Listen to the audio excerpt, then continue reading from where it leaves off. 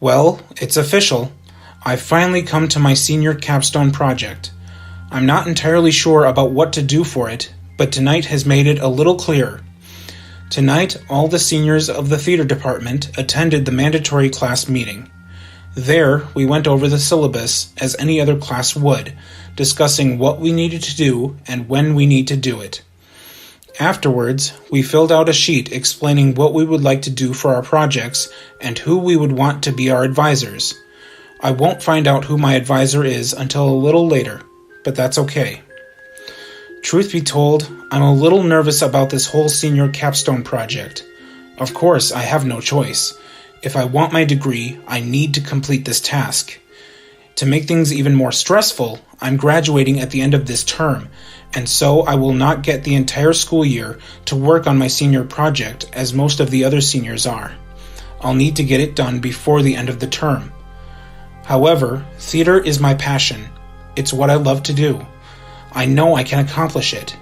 There's no reason to fear this assignment, so I shouldn't.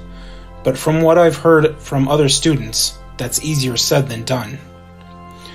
Until I find out who my advisor is and then meet with them, there's not much I can do about my project, except brainstorm ideas. I'm hoping to write my own original play. I think that would be a great demonstration of my creativity, to see what I can bring to the stage in terms of characters, story, set, props, costumes, etc. I hope my advisor is very understanding and kind. I know that we were able to put in requests, but then again, you don't always get what you want. Only time will tell. I just want to do the best I can on this project. I don't want to do so bad that I'd have to redo it and spend an extra semester at the university. This is the final stretch of the race for me. I can't afford to mess up. Not here. Not now. Today, the teaching assistant of the senior project class contacted me via email to let me know who my project supervisor is. And to my great relief, it's Professor Kim, one of my first theater professors here at the university and one of my requested teachers.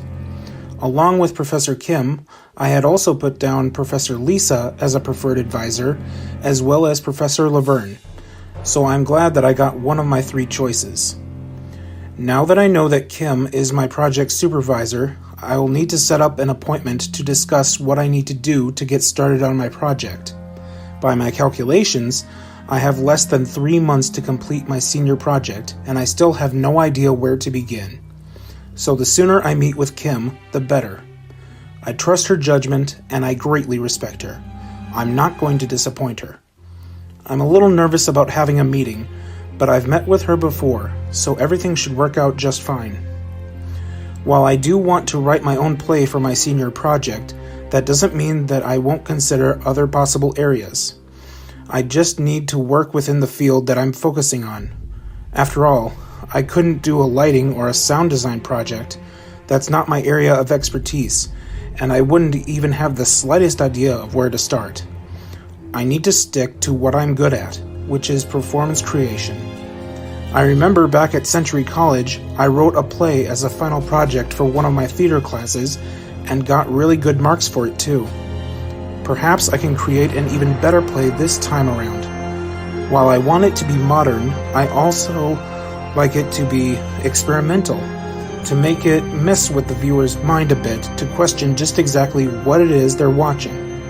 I also want to make it about an issue that is plaguing this country, maybe bullying.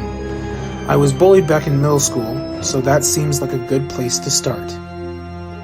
Today I had my first meeting with my project advisor, Kim. I went in feeling confident about what I wanted to do for my senior project. When Kim asked me what I wanted to do, I told her that I wanted to write my own original stage play. I already had some good ideas in the works, and I couldn't wait to get started. But Kim surprised me when she advised me to pursue something else, something that was more within my field of theatricality. At first, I bristled at the criticism. I thought my idea was pretty good and that it would definitely challenge me. When she pointed out to me that I had no actual experience in writing stage plays, however, I realized that she had a very good point. If I was to create a project that would showcase my skills in performance creation, I would have to come up with something that would help my performances in future shows. After brainstorming for a little while, Kim and I finally came to an agreement. I am to come up with my own personal method to prepare for a role and generate a performance. I'll have to talk about how I'll research the project and also keep a journal of the techniques and methods that I'll be learning. Kim has given me a list of books as well to help with the research. I also intend to interview other theater students to determine how they prepare for a role and see if there's anything I can use to develop my own method. This is a daunting task, and I'm not feeling very confident about it. I'm not even sure how to start this whole thing. I can head over to Wilson Library and find the books that Kim sent in that email. From there, I can start reading and finding out what I can use. I can also ask a few of my professors about the methods that they specialize in. I know Laverne and Annie could both tell me a lot. It's not a whole lot, but it's a start. I've found all of the books from the email, and I've messaged several of my theater friends asking them what they do to prepare for a role. In the meantime, I've started perusing the books. With my other 5 classes, I don't have time to read everything word for word, so I'll have to skim. The first one is An Actor Prepares by Konstantin Stanislavski. In fact, my Intro to Characterization class focuses on the Stanislavski method of acting, so I might as well start there. According to Stanislavski, you should experience the same feelings and emotions that the character feels. Basically, you should feel what you portray, and each time you perform it, it should be as if you're doing it for the very first time to keep it fresh. How? How can this be accomplished? In order to feel those emotions, I must study the character.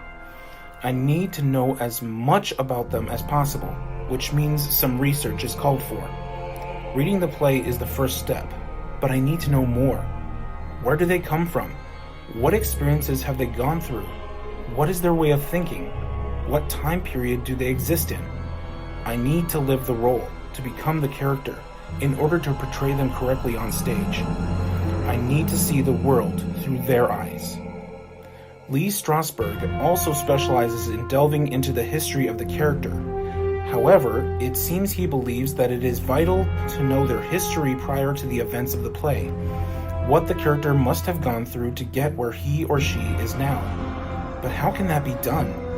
If the playwright only wrote the character in the play, and not prior, how can you know what happened to him before the play?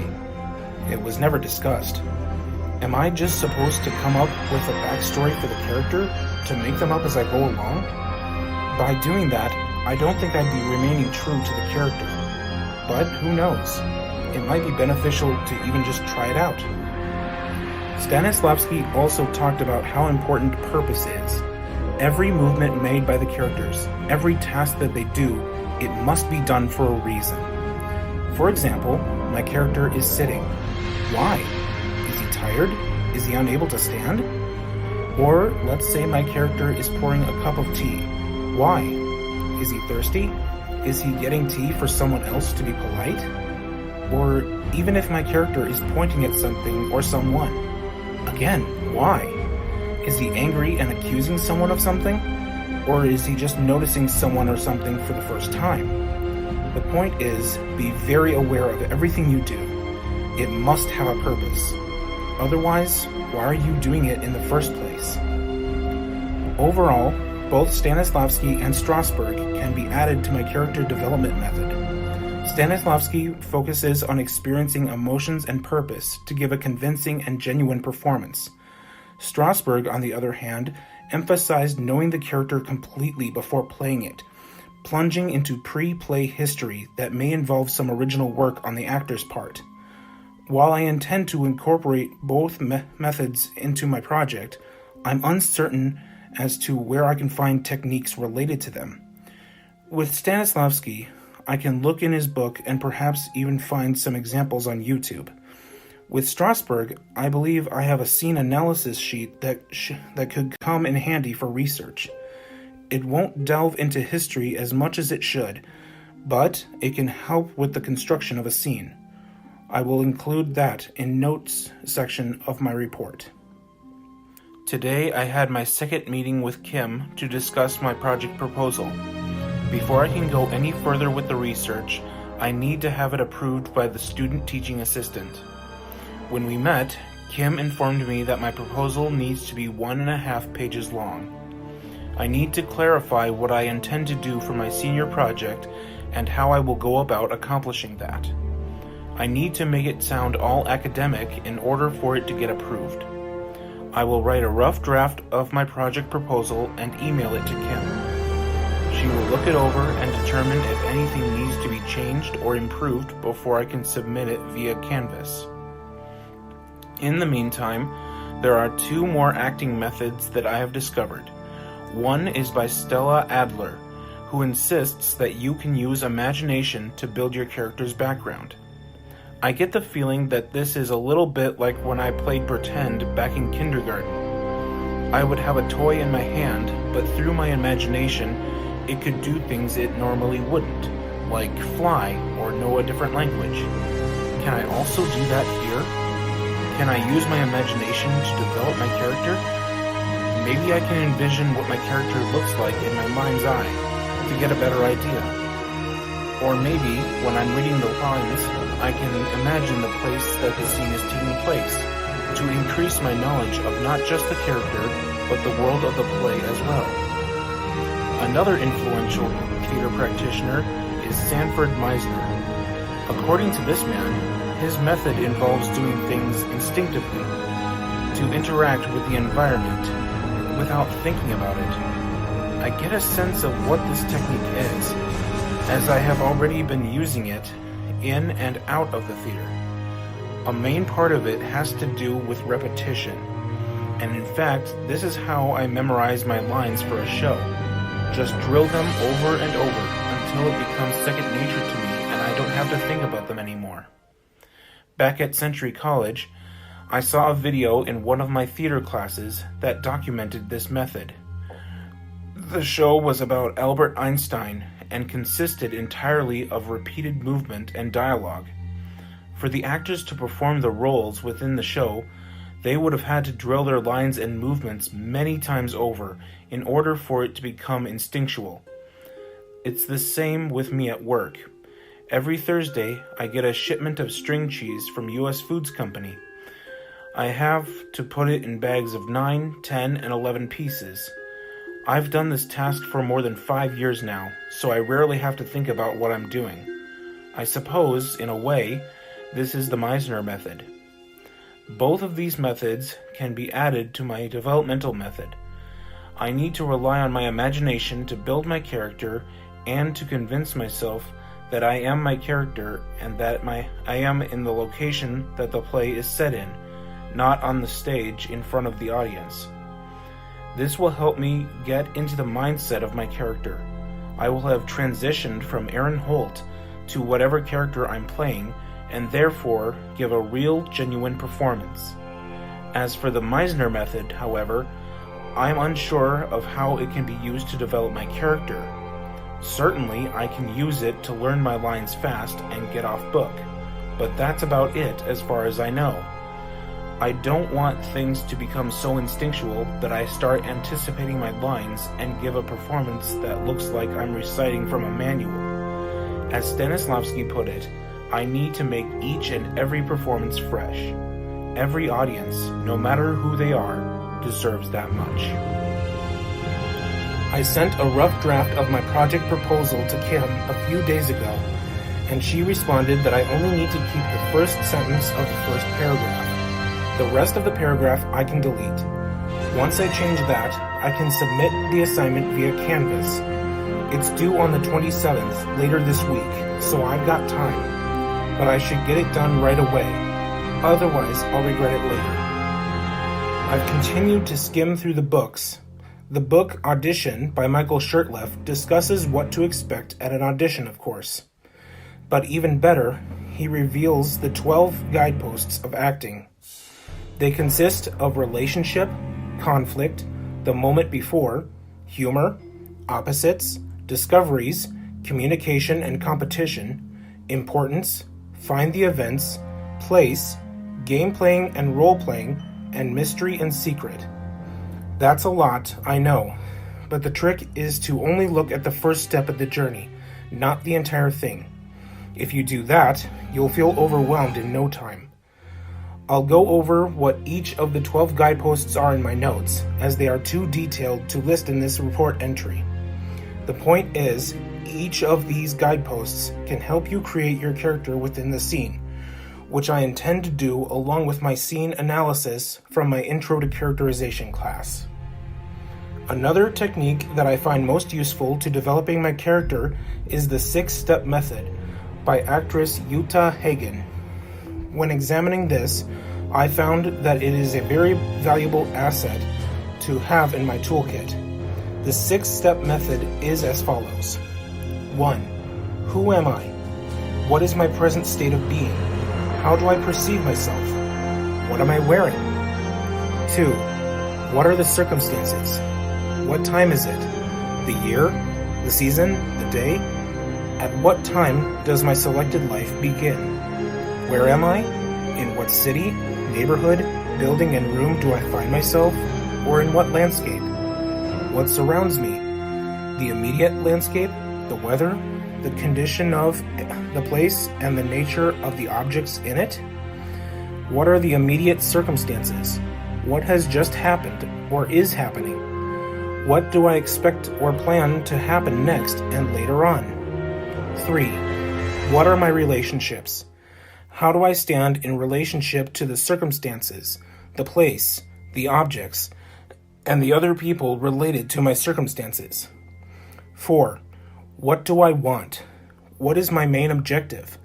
My immediate need or objective? 5. What is my obstacle? What is in the way of what I want? How do I overcome it? 6. What do I do to get what I want? How can I achieve my objective? What's my behavior? What are my actions?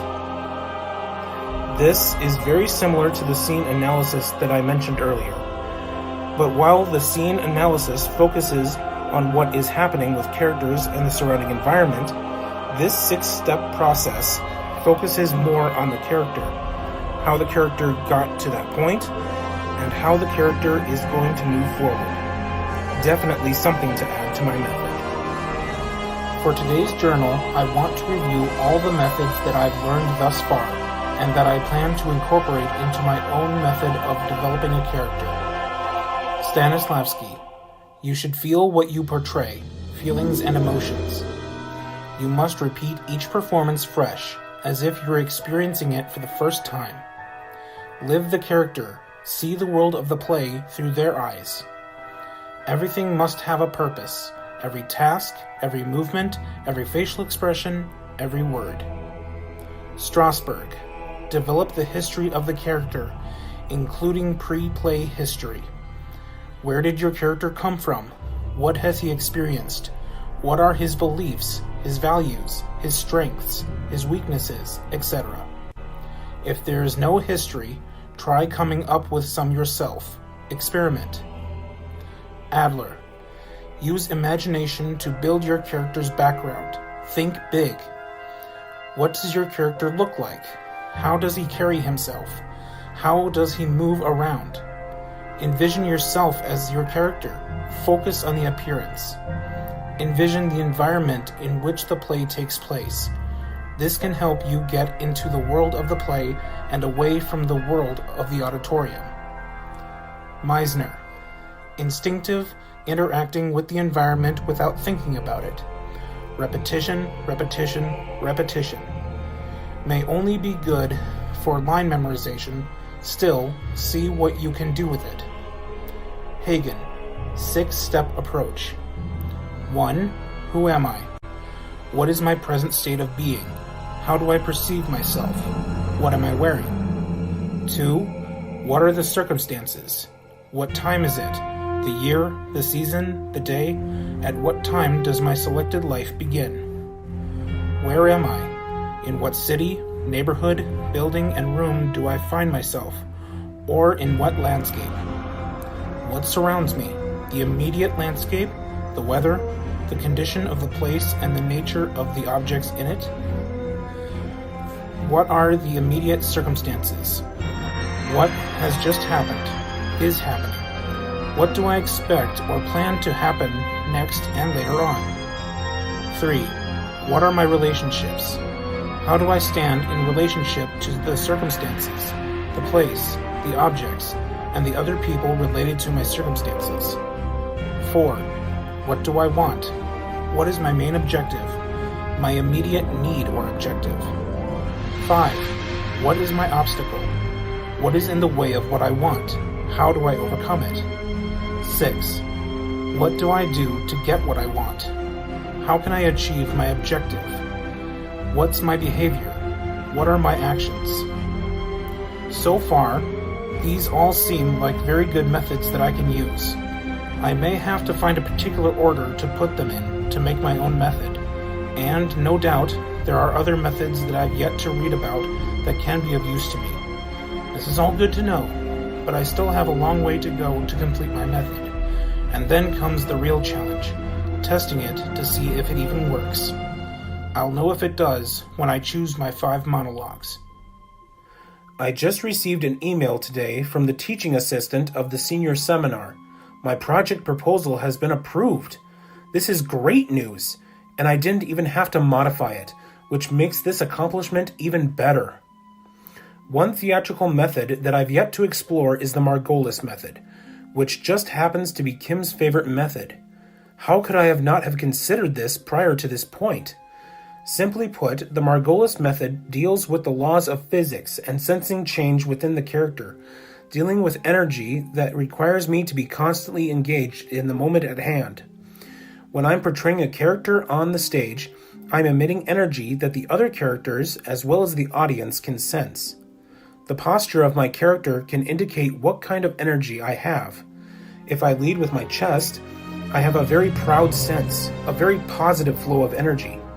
On the other hand, if I lead with my hips and not stand straight, I emit a more negative flow of energy. A great example of when I used the Margolis method was just last year, when I was playing Scar in The Lion King. When Paul, aka Mufasa, and I were standing side by side in the rehearsal room, the director asked each of us in turn how we thought our characters should move. Paul walked with his chest out and his posture straight, which gave an air of a confident ruler.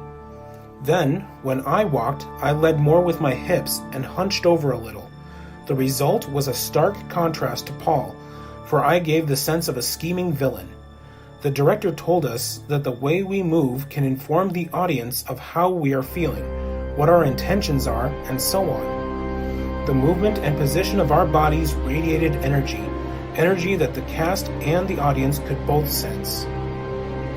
When on stage, I'm either sending out energy or receiving energy. Just by staring intently at someone, I'm sending energy through my posture and facial expressions.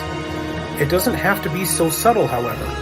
I can make a sharp gesture and send energy out in a great burst, or I can raise my voice to emit energy. I'm also receiving energy from the other characters as well as the audience. When a character is talking to me or gesturing to me, they are sending out energy, positive or negative, depending on what the situation is calling for. As an actor, I need to receive that energy, recognize it, and react to it. That's basically what acting is. Me reacting to events happening on stage. The energy from the audience is also a huge factor. If they are enjoying the show, the energy they give off can be energizing. Or if they don't like it, it can be draining. Regardless of how the audience feels, I need to stay focused in the here and now and use my abilities the best I can. The most recent Margolis method-based class that I took here at the university was Kim's Yoga BAM session.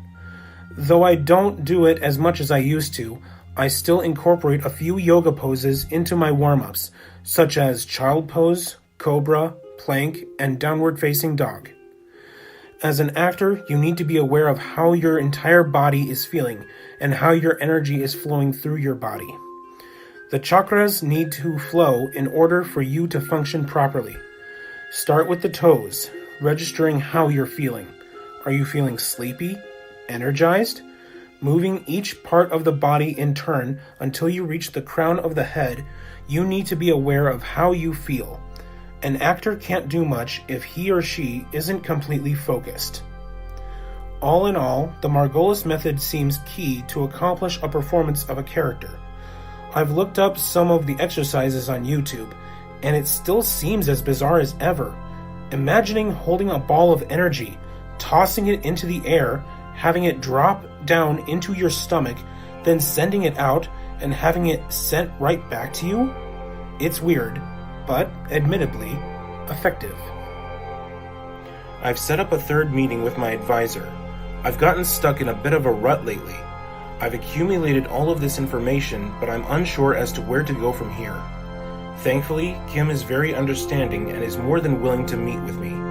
She'll know what I can do to get things moving again. While I await the meeting, I need to choose the 5 monologues that I will perform to prove that my method works.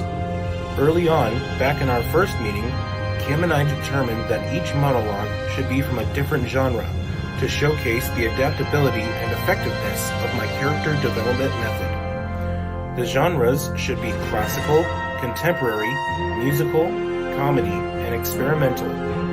Hopefully Wilson Library will have the scripts of the plays that I choose. I wouldn't be too worried about it. I'm sure they do have what I need. Thankfully for the experimental genre, I recently read Samuel Beckett's Endgame. The character Ham in particular has some very interesting monologues that I can play around with. That would be interesting. And the comedy genre as well. Less than 2 years ago, I was in the abridged works of William Shakespeare. Perhaps I could do a scene from that, maybe Hamlet or Romeo and Juliet. Playing multiple roles in a slapstick comedic fashion would be a great challenge. I'd have to jump back and forth between characters, making subtle changes to indicate the differences.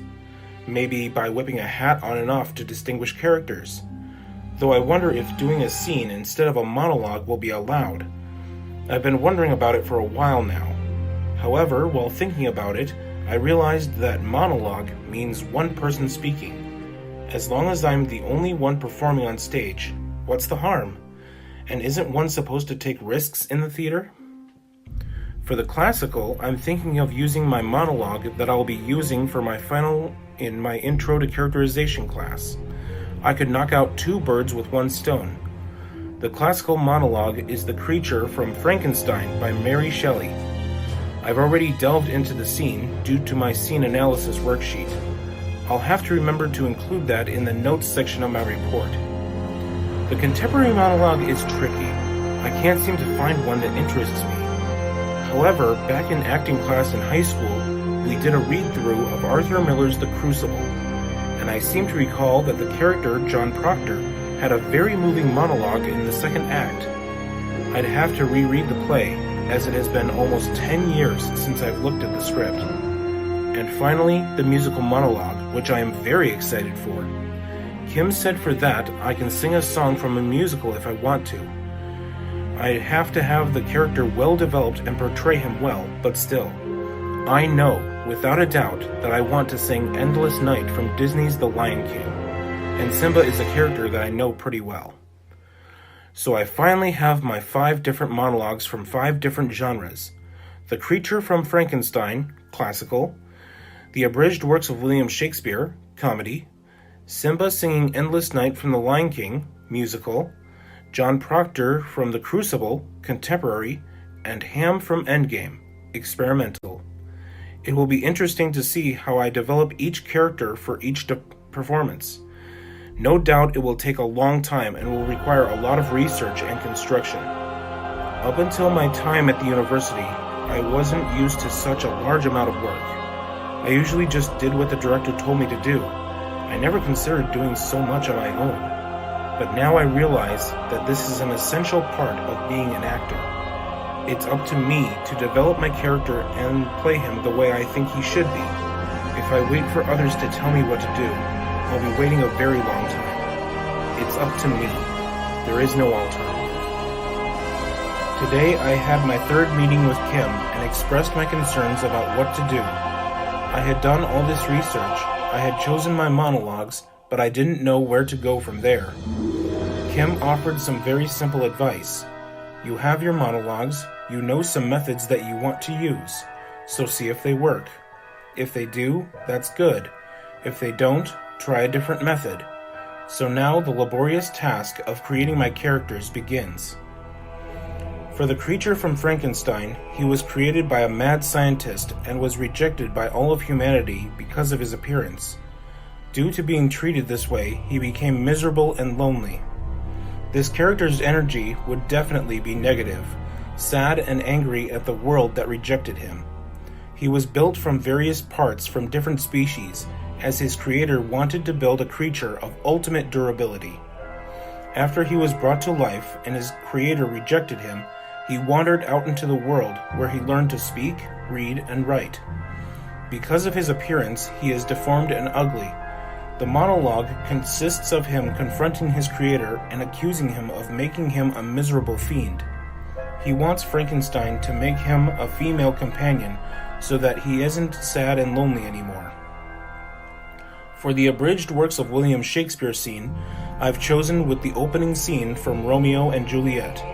I will be portraying a total of 5 characters: the narrator, Benvolio, Samson, the prince, and Romeo. I will be jumping back and forth between characters, so my energy will have to be kept high. The narrator is there to tell the story.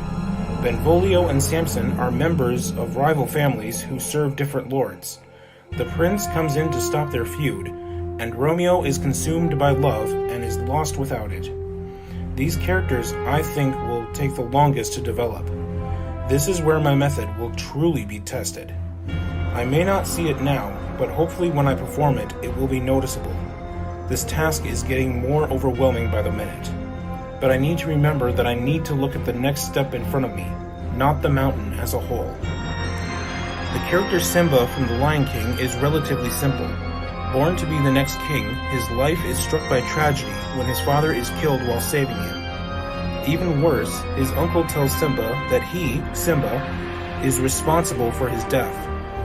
Simba runs away from the Pride Lands and meets up with Timon and Pumbaa. Eventually growing into an adult lion, Simba becomes homesick. In life, he is a wanderer, going through the jungle with Timon and Pumbaa. But in reality, he's carrying this large weight of emotion inside of him, and as a result feels lost, not knowing where he fits in the circle of life.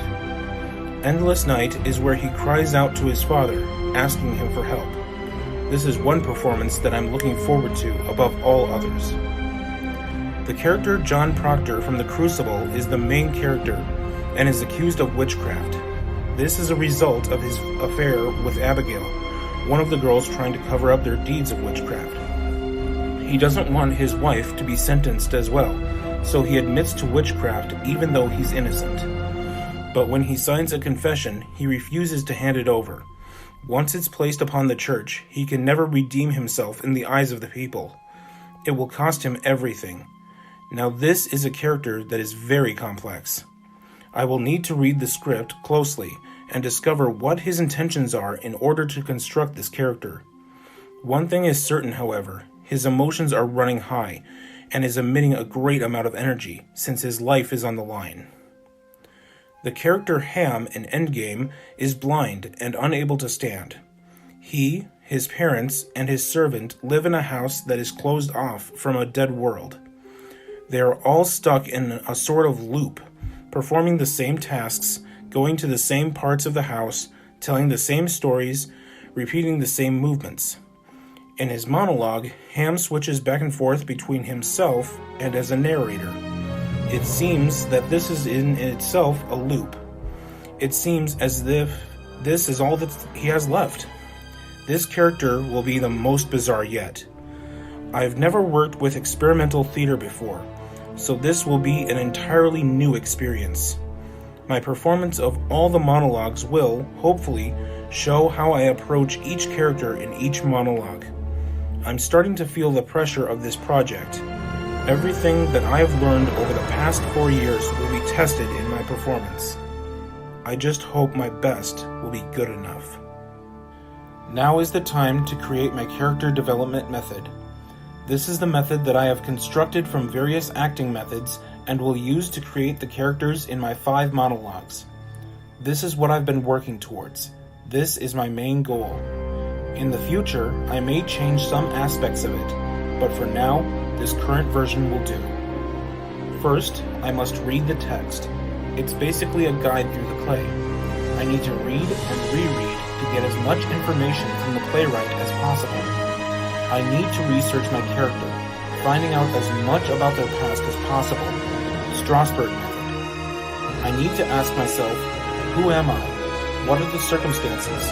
What are my relationships? What do I want? What is the obstacle? How do I get what I want? Hagen method. Using imagination and further develop my character, envisioning the world in which my character comes from, and the conditions in which my character lives. I can also use my imagination to develop my character in unexpected ways.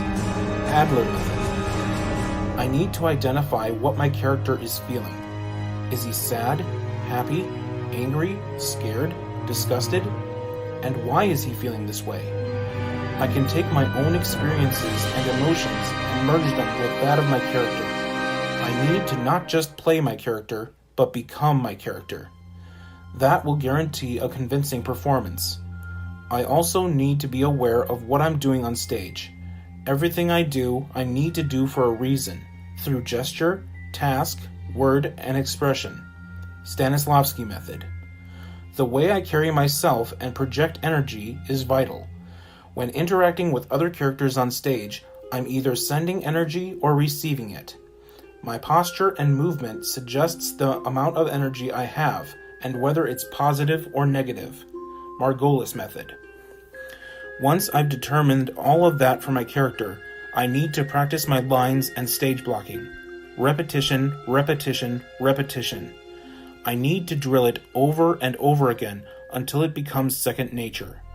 Once my lines and blocking have become instinctive on stage, I can focus on the emotions, energy, and history of my character to give the performance that the audience deserves. When developing my character, I find that I don't like to watch video clips of how someone else performed it. I want my rendition of the role to be as unique and based off of my own interpretation as possible, not a copy of someone else's performance. I need to play around with volume and rhythm of dialogue. When saying my lines, I find I'm always thinking about how to make them seem as human and natural as possible, and how to make moments of discovery in the character feel organic and genuine. I need to remain extremely present in whatever role I'm playing, and not try to anticipate any action, which is very hard. I need to be an active listener in the scenes and truly work off of whatever my scene partner or partners give me. It's really coming down to the wire now. I perform my monologues this coming Friday. For the most part, I'm memorized and have the character development down as well. But still, I'm uncertain. Did I do a good enough job? Is there more that I can do? I guess I'll find out when I perform for my advisor. I've also updated my method into a checklist. I'm not sure if it will be helpful, but at least it makes it easier to understand. 1. Read the script more than once to get a sense of the character.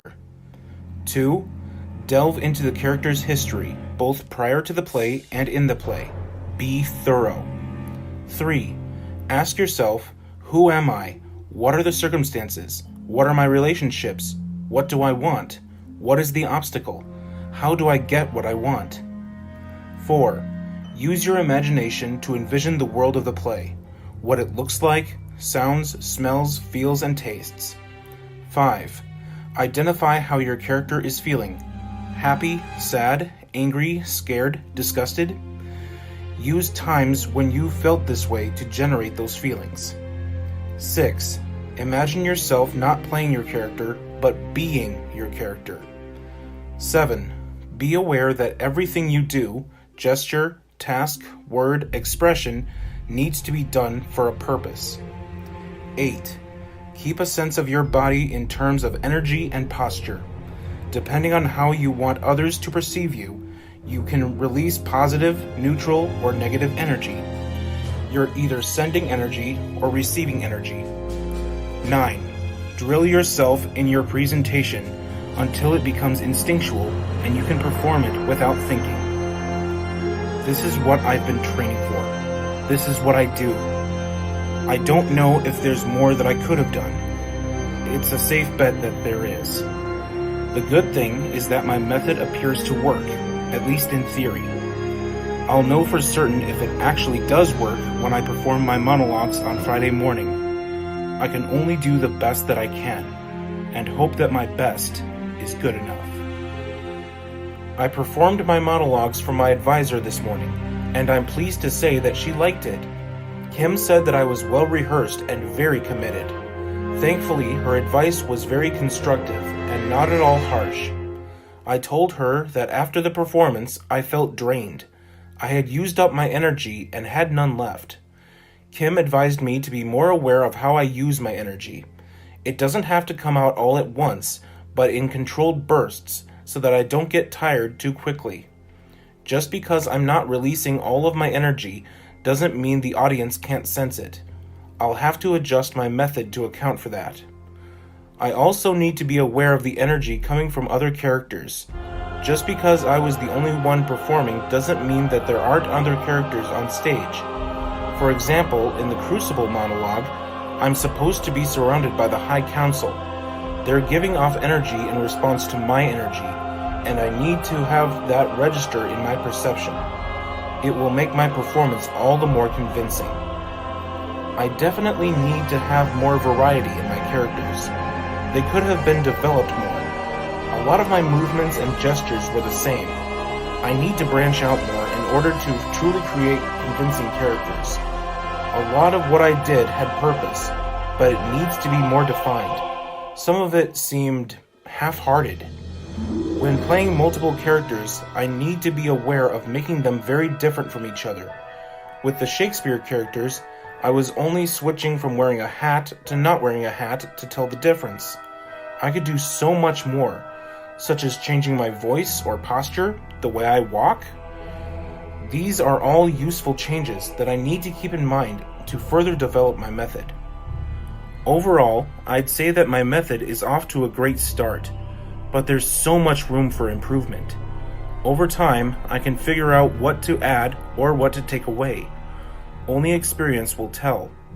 As I play more roles, I can figure out what parts of my method I need to change. I performed my best for my advisor, and I'm just hoping that it was good enough. This is perhaps the final journal entry before I hand my project binder into my advisor. Tomorrow, all the seniors have the mandatory work in progress meeting, where we share what we've been working on so far. Since I'm graduating at the end of this term, I'll be describing my whole project in a nutshell, not just what I have so far. I know I've said it before, but I really hope I did well enough. When it comes to theater, I want to give it my absolute best each and every time. There's always room for improvement, which means I can do even better than I did this time. My character development method works now, but may need to adapt as I grow in the theatrical arts.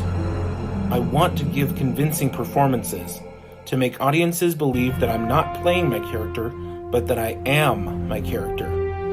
And most of all, I'm looking forward to putting my method to the test in the professional theater, to see if it will hold up to the big leagues. I'm hoping it does.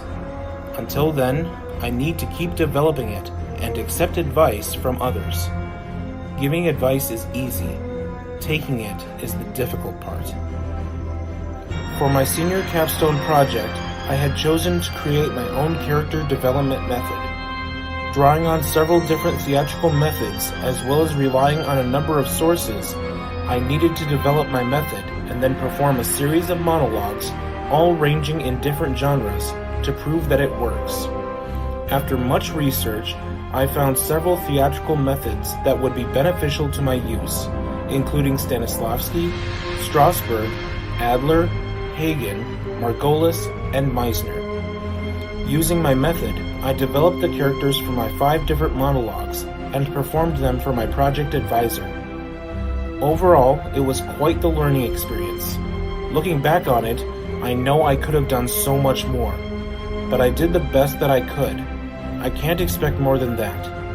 As time passes and I grow as an actor, I will probably have to adjust my character development method.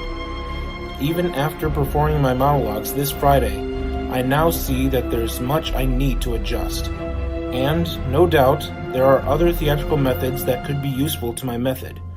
Yes, my character development method works, but just because something works doesn't mean it cannot be improved. I hope to soon test my character development method in the professional theater in the near future. Since I plan on auditioning for Disney Cruise Line, it would be a great way to see how I can develop a role that I know so well. I can also learn more from the actors and actresses around me and add their knowledge to my arsenal. There's still so much about the theater that I don't know, but the journey isn't over. It's only just begun.